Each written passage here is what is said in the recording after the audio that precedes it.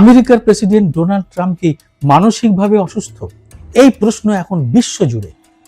উত্তরও আসছে নানা রকমের। ট্রাম্পের এই মানসিক অসংলগ্নতা নিয়ে বেশ কয়েক বছর ধরেই মনস্তাত্ত্বিকরা নানা কথা বলেছেন। কিভাবে তিনি তার বৈবাহিক এবং বিবাহ বহির্ভূত সম্পর্ক নিজের মতো গড়েছেন এবং ভেঙেছেন, এপস্টিনের মতো অপরাধীর ঘনিষ্ঠ হয়েছেন এবং এই ইরান যুদ্ধ গোয়ার গোবিন্দের মতো চালিয়ে গোটা বিশ্বকে বিপাকে ফেলেছেন, তা নিয়ে অনেক কথা চলছে মনোবৈজ্ঞানিকদের মধ্যে। আর এর মধ্যেই সামনে এসেছে এমন একজন পেশাদার মনস্তাত্ত্বিকের ব্যাখ্যা যার নাম শুনলে অবাক হয়ে যাবেন। এই পেশাদার মনস্তাত্ত্বিক ট্রাম্পকে দেখেছেন একেবারে পরিবারের ভেতর থেকে। তিনি হলেন ট্রাম্পের ভাইঝি মেরি ট্রাম্প।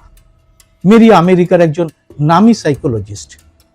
মেরি ট্রাম্প তার বই টু মাচ অ্যান্ড নেভার এনাফে এই পরিবারের একটি ছবি এমনভাবে এঁকেছেন যেটা বাইরে থেকে বিপুল অর্থ আর বৃত্তে মোড়া, কিন্তু তার ভেতরটা একেবারে ফোঁপড়া। মেরি ট্রাম্প তার বইতে লিখেছেন যে তার কাকা উচ্চমাত্রার নার্সিসিস্টিক পার্সোনালিটি ডিসঅর্ডারে আক্রান্ত।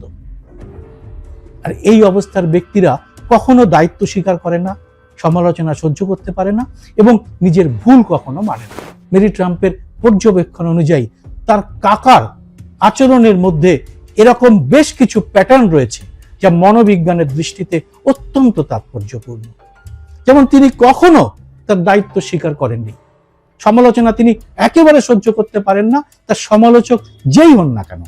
আর খুব ছোট সমালোচনাতেও তিনি একই রকম ভাবে প্রতিক্রিয়া জানান। আর সব থেকে বড় কথা, তিনি তার নিজের ভুল কখনো স্বীকার করেন না। মেরি ট্রাম্প তার বইতে দেখিয়েছেন এই মানসিকতার শিকড় রয়েছে ট্রাম্পের শৈশবের দিনগুলোতে। কিরকম? মেরি লিখেছেন ট্রাম্পের বাবা ফ্রেড ট্রাম্প ছেলেকে শিখিয়েছিলেন পৃথিবীটা বিজয়ীদের জন্য, বাকিরা সবাই ব্যর্থ। আর এই শিক্ষা ডোনাল্ডকে অপ্রতিরোধ্য করেছে এবং ক্ষমতার শীর্ষে যেতে সাহায্য করেছে, কিন্তু একই সাথে তৈরি করেছে একটা গভীর মানসিক শূন্যতা। আর এই শূন্যতা ট্রাম্প পূরণ করেন কি দিয়ে? মেরি ট্রাম্পের মনস্তাত্ত্বিক পর্যবেক্ষণ বলছে এই শূন্যতা তিনি পূরণ করেন ক্ষমতা দিয়ে, প্রশংসা দিয়ে, আর যেভাবেই হোক না কেন মানুষের দৃষ্টি আকর্ষণ করে। ট্রাম্পের জীবনের এই শূন্যতাকে ব্যাখ্যা করার জন্য সামনে আনবো ট্রাম্পের বৈবাহিক এবং বিবাহ বহির্ভূত সম্পর্কগুলি, আর পরবর্তী অংশে ইরান যুদ্ধ এবং কিভাবে তিনি আমেরিকার প্রেসিডেন্ট হলেন তাই মনস্তাত্ত্বিক প্রেক্ষিত থেকে বিশ্লেষণ করব। ভিডিওটি শেষ পর্যন্ত দেখে ভালো লাগলে লাইক ও শেয়ার করে আরো মানুষের কাছে পৌঁছে দিতে ভুলবেন না।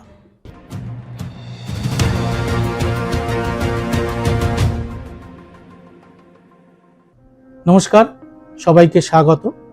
আমি সুব্রত বসু। প্রথমেই বলবো ট্রাম্পের তিনটি বিয়ের কথা।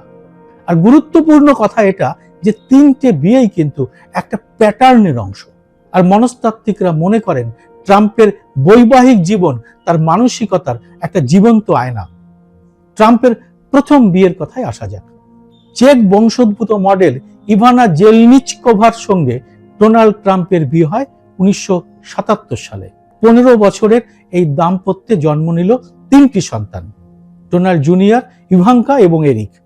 বাইরে থেকে দেখলে মনে হবে আদর্শ পরিবার, কিন্তু ভেতরে 1989 সালে কলোরাডোর আসপেনের বরফ ঢাকা পাহাড়ে ইভানা হাতে নাতে ধরে ফেললেন মার্লা ম্যাপলস নামের এক মহিলাকে। মার্লা তার স্বামীর রক্ষিতা। ট্রাম্প বিষয়টি একেবারে গোপন রাখতে চেয়েছিলেন। আর এরপরেই প্রকাশ্যে বিস্ফোরণ ঘটল ইভানার। সেই ঘটনা একের পর এক প্রকাশিত হতে থাকলো আমেরিকার ট্যাবলয়েড পত্রিকায়। আর এরপরেই ক্ষিপ্ত ইভানা আদালতে বিবাহ বিচ্ছেদের আবেদন করলেন। আদালতে তিনি ট্রাম্পের বিরুদ্ধে নিষ্ঠুর এবং অমানবিক আচরণের অভিযোগ আনলেন। বিবাহ বিচ্ছেদ হলো, কিন্তু বিচ্ছেদের শর্তে ইভানা পেলেন $1,40,00,000, একটি বিশাল ম্যানশন এবং ট্রাম্প প্লাজায় একটি বিরাট অ্যাপার্টমেন্ট। কিন্তু এখানে কাহিনীতে একটা ছোট্ট টুইস্ট আছে। সেটা হলো এই বিচ্ছেদে ট্রাম্প এমন একটা শর্ত রাখলেন যেটা তার মানসিকতা বোঝার জন্য খুবই গুরুত্বপূর্ণ। সেটা হলো টাকা বাড়ি সব নাও, কিন্তু ট্রাম্পের সম্মতি ছাড়া ইভানা তাদের বিয়ে নিয়ে প্রকাশ্যে আর একটা কথাও বলতে পারবেন না। বিপুল অর্থের বিনিময়ে ইভানা মেনে নিলেন সেই শর্ত। এখানে একটা মনস্তাত্ত্বিক প্যাটার্ন স্পষ্ট হয়ে ওঠে, সেটা হলো নিয়ন্ত্রণ। সম্পর্ক শেষ হলেও তার গোপন কথার উপর নিয়ন্ত্রণ রাখলেন ট্রাম্প। এরপরেও বারবার এই প্যাটার্ন দেখব আমরা। 1993 সালের অক্টোবরে সেই মার্লা ম্যাপলস ট্রাম্পের কন্যা টিফানির জন্ম দিলেন। এর 2 মাস পরে তাদের বিয়ে হলো। কিন্তু এই বিয়েও হলো একটি চুক্তির অধীনে। সংবাদ মাধ্যমে প্রকাশিত তথ্য অনুযায়ী ট্রাম্পের অবস্থান ছিল চুক্তি ছাড়া তিনি বিয়ে করবেন না। এই বিয়ে ভেঙে গেল 1997 সালে। মার্লা সংবাদ মাধ্যমকে শুধু জানিয়েছিলেন আরো বেশি মানসিক যন্ত্রণা এড়াতে তিনি ট্রাম্পের চুক্তি মেনে নিয়েছিলেন। চুক্তি অনুযায়ী তিনি শেষ পর্যন্ত মাত্র $10 লাখ পেলেন এবং বাড়ি কেনার জন্য আরো 10 লাখ। এবার আসবো তৃতীয় বিয়ের কথায়। আর সেখানেই এন্ট্রি নিল সেই ভয়ঙ্কর অপরাধী জেফ্রি এপস্টিন। অনেকের মতে ধর্মে ইহুদি এপস্টিন ছিলেন আসলে ইসরায়েলের গুপ্তচর সংগঠন মোসাদের সদস্য। 1998 সালে নিউ ইয়র্কের একটি পার্টিতে ট্রাম্পের সাথে স্লোভেনিয়ান মডেল মেলানিয়া নাউসের পরিচয় হয়। এপস্টিন ফাইলের তথ্য অনুযায়ী মেলানিয়াকে এপস্টিনই ট্রাম্পের সঙ্গে আলাপ করিয়ে দেয়। সেদিন ট্রাম্পের সঙ্গে আরেকজন মহিলা পার্টিতে এসেছিলেন। মেলানিয়া ট্রাম্পের ফোন নম্বর চাইলেও ট্রাম্প প্রথমে তা দেননি। কিন্তু এপস্টিনের মাধ্যমে ধীরে ধীরে এই মডেলের ঘনিষ্ঠ হতে শুরু করেন ট্রাম্প। 2005 সালে তাদের বিয়ে হয় এবং 2006 সালে ট্রাম্পের 5ম সন্তান ব্যারন ট্রাম্পের জন্ম হয়। আর সবাই জানেন এই বিয়ে এখন কার্যত খাতায় কলমে একটা চুক্তির উপর দাঁড়িয়ে রয়েছে। আর এবার হঠাৎ ইরানের শান্তি চুক্তির সময় যেভাবে মেলানিয়া হোয়াইট হাউসে ক্যামেরার সামনে এসে বিতর্কের ঝড় তুলে দিয়ে পুরো শান্তি চুক্তিকে পেছনে ঠেলে দিয়েছেন, তাতে বিশ্বজুড়ে নানা প্রশ্ন উঠেছে। সবথেকে বেশি প্রশ্ন এসেছে ইসরায়েলকে বাড়তি সুবিধা করে দেওয়া নিয়ে। মানে 3টে বিয়ে, কিন্তু প্যাটার্নটা একই। আর এখানেই তো শেষ নয়। এই বৈবাহিক সম্পর্কের বাইরেও মহিলা গঠিত মামলায় আদালতে দোষী সাব্যস্ত হয়েছেন ট্রাম্প, যা আমেরিকার ইতিহাসে কোনোদিন হয়নি। কি সেই মামলা? 2018 সালে সংবাদ মাধ্যমে একটি চাঞ্চল্যকর খবর প্রকাশিত হলো। খবরে বলা হলো মেলানিয়ার সঙ্গে বিয়ের সম্পর্ক থাকাকালীনই পর্নোগ্রাফি অভিনেত্রী স্টর্মি ড্যানিয়েলসকে যৌন সম্পর্কের বিনিময়ে $1,30,000 দেওয়া হয়েছিল এবং সেই হাসমানি বা মুখ বন্ধ রাখার জন্য ঘুষ দেওয়া প্রমাণিত হওয়ায় ট্রাম্প আমেরিকার ইতিহাসে প্রথম দোষী সাব্যস্ত প্রেসিডেন্ট হলেন। এখানেও সেই একই প্যাটার্ন, মুখ বন্ধ রাখতে হবে, মানে নিয়ন্ত্রণ। তার জন্য খরচ করা হবে অঢেল অর্থ বা অন্য কোনো চাপ। এবার আসবো এপস্টিন ফাইলের কথায়। ট্রাম্প এবং এপস্টিনের বন্ধুত্ব 1980 দশকের শেষ থেকে 2000 পর্যন্ত এই সম্পর্ক ভালোই চলেছে। 2002 সালে ট্রাম্প নিউ ইয়র্ক ম্যাগাজিনকে বলেছিলেন, আমি জেফকে 15 বছর ধরে চিনি, দারুণ লোক, তার সঙ্গে অনেক মজা হয়। বলা হয় সে সুন্দর মহিলা পছন্দ করে, যেমন আমিও করি, এবং তারা প্রায় একটু কম বয়সী হয়। এই উক্তিটি এখন কিন্তু খুব তাৎপর্যপূর্ণ হয়ে উঠেছে। এখানে কম বয়সী মানে কি নাবালিকা, শিশু? আমেরিকার ডিপার্টমেন্ট অফ জাস্টিসের প্রকাশিত নথিতে এক প্রসিকিউটরের ইমেলে বলা হয়েছে ট্রাম্প 1993 থেকে 1996 সালের মধ্যে কমপক্ষে 8 বার এপস্টিনের বিলাসবহুল বিমানে ফুর্তি করেছেন। এর মধ্যে 4টিতে এপস্টিন মামলার দোষী সাব্যস্ত হওয়া সহযোগী গিসলেইন ম্যাক্সওয়েল ছিলেন। একটি আদালতের নথিতে উল্লেখ আছে 1994 সালে 14 বছর বয়সী একটি নাবালিকাকে মার আ লাগোতে নিয়ে যাওয়া হয়েছিল।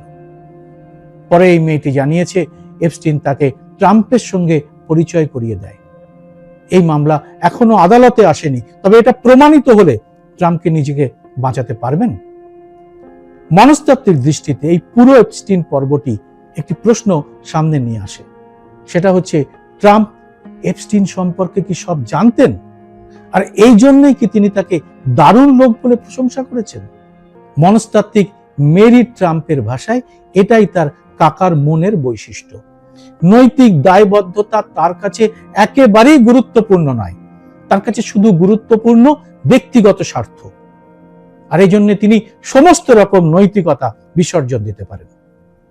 এবার আমরা এই প্রেক্ষিত থেকেই ইরান যুদ্ধটি বিশ্লেষণ করব, আর এরপরে আনবো ট্রাম্প তার বাবার সঙ্গে কি ব্যবহার করেছিলেন সেই তথ্য। 8ই ফেব্রুয়ারি 2026, এই সময় আমেরিকা এবং ইরানের মধ্যে আলোচনা চলছিল, কিন্তু এই সময় আকস্মিক মার্কিন যুক্তরাষ্ট্র এবং ইসরায়েল যৌথভাবে ইরানে হামলা চালায়।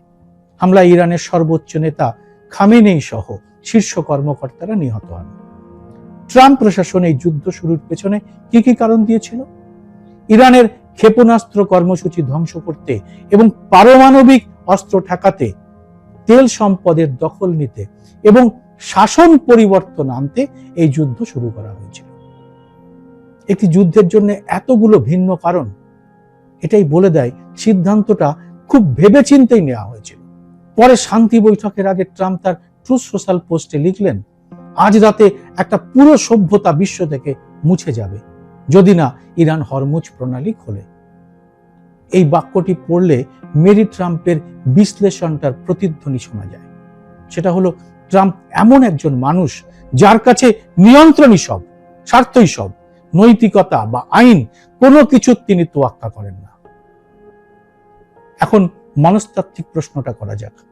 মেরি ট্রাম্পের বলা 3টি বৈশিষ্ট্য, দায়িত্ব না নেওয়া, সমালোচনা সহ্য না করা এবং ভুল না মানা, ইরান যুদ্ধের সঙ্গে হুবহু মিলে যায়। কিরকম?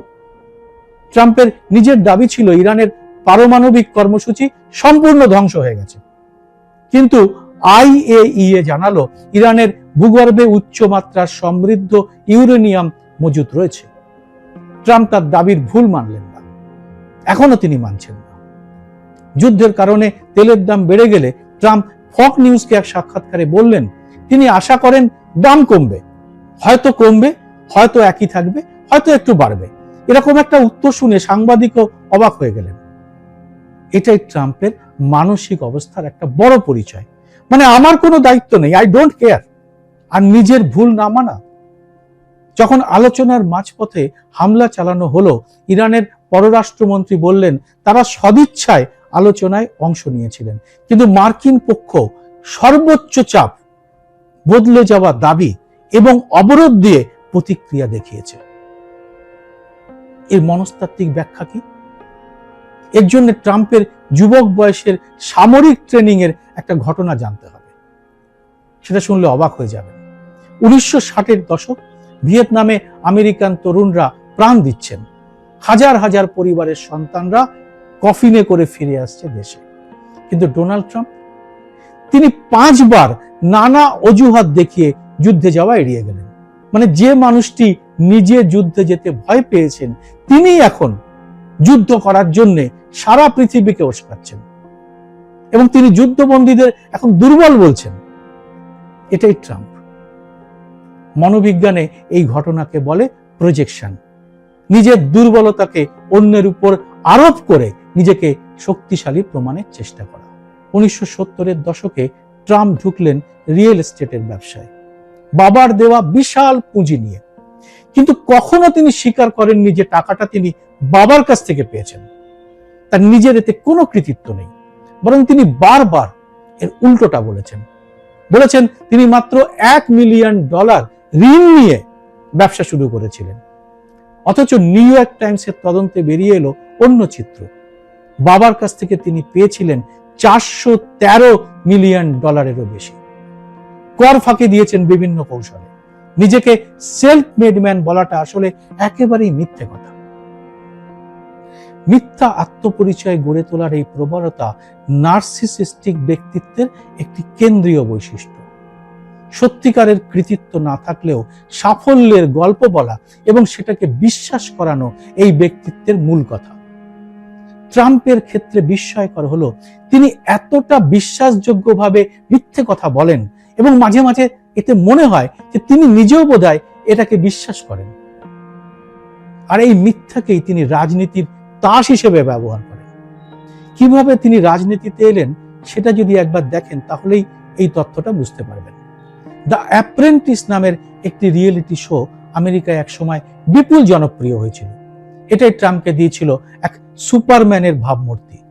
কিন্তু এই শোয়ের প্রযোজকরা পরে জানিয়েছিলেন ট্রাম্পকে এডিটিং করে অনেক বেশি বুদ্ধিমান এবং সিদ্ধান্ত গ্রহণে দক্ষ হিসেবে দেখানো হয়েছিল। বাস্তবে শুটিং এর সময় তিনি প্রায় বিভ্রান্ত থাকতেন এবং সিদ্ধান্ত নিতে পারতেন না। 2015 সাল ট্রাম্প ঘোষণা করলেন তিনি প্রেসিডেন্ট পদে লড়বেন। বেশিরভাগ মানুষ হাসলেন, মিডিয়া উপহাস করলো, কিন্তু ট্রাম্প জানতেন কিভাবে মানুষের ভয় এবং ক্রোধকে কাজে লাগাতে হয়। মেক্সিকান অপরাধী, মুসলিম নিষেধাজ্ঞা, অনাবাসীরা সব চাকরি নিয়ে নিচ্ছে বা মেক আমেরিকা গ্রেট এগেইন, এই প্রতিটি বক্তব্যই ছিল ট্রাম্পের মনস্তাত্ত্বিক খেলা। শ্বেতাঙ্গ কর্মজীবী শ্রেণীর মধ্যে যে ভয় এবং বঞ্চনাবোধ জমা হয়েছিল, ট্রাম্প ঠিক সেই জায়গাটাতে আঘাত করলেন। 2016 নির্বাচনে তিনি জিতলেন, আর সেখান থেকে শুরু হলো আমেরিকার ইতিহাসের সবচেয়ে বিতর্কিত অধ্যায়গুলোর একটি। মিথ্যা তথ্য, গালাগালি, হুমকি, এগুলোই হলো ট্রাম্পের শাসনকালের নিয়মিত উপকরণ। ওয়াশিংটন পোস্ট গুণে দেখিয়েছে তিনি তার প্রথম দফার 4 বছরের শাসনকালে প্রায় 30,000-এরও বেশি বিভ্রান্তিকর এবং মিথ্যে কথা বলেছেন। 2020 সালের নির্বাচনে তিনি হারলেন, কিন্তু এই হার তিনি মানলেন না। প্রায় 60টি আদালতে মামলা হলো কারচুপির, প্রতিটিতে হারলেন। বিচারকরা, যাদের অনেককেই তিনি নিজে নিয়োগ করেছিলেন, তারাই রায় দিলেন যে কোনো কারচুপির প্রমাণ নেই। তবুও তিনি থামলেন না। 6 জানুয়ারি 2021 সংসদ ভবনে নির্বাচনের ফলাফল অনুমোদন করা হবে। ট্রাম্প তার সমর্থকদের বললেন ক্যাপিটালের দিকে যেতে, আপনাদের শক্তি নিয়ে যেতে হবে, এই বার্তা দিয়ে তিনি সরে গেলেন নিরাপদ দূরত্বে। আর তার সমর্থকরা ভাঙচুর করলো আমেরিকার গণতন্ত্রের প্রতীক ওই ভবনটিকে। মানুষ মারা গেল, দেশ কাঁপলো, আর ট্রাম্প তিনি ঘন্টার পর ঘন্টা টেলিভিশনে হামলার দৃশ্য দেখলেন, কোনো হস্তক্ষেপ করলেন না। এই একটি মুহূর্তেই বলে দেয় ট্রাম্পের কাছে দেশ নয়, ব্যক্তি স্বার্থই সবার উপরে। কিন্তু একজন মানুষের ব্যক্তিগত মানসিক অসুস্থতা যখন কোটি কোটি মানুষের জীবনকে প্রভাবিত করে, যখন একজনের অহংকার পুরো বিশ্বের জন্য বিপদ ডেকে আনে, তখন সেটা কি আর ব্যক্তিগত থাকে না? এটা হয়ে ওঠে একটি সামাজিক এবং রাজনৈতিক সংকট। এ ব্যাপারে আপনারা কি বলেন অবশ্যই জানান কমেন্ট বক্সে।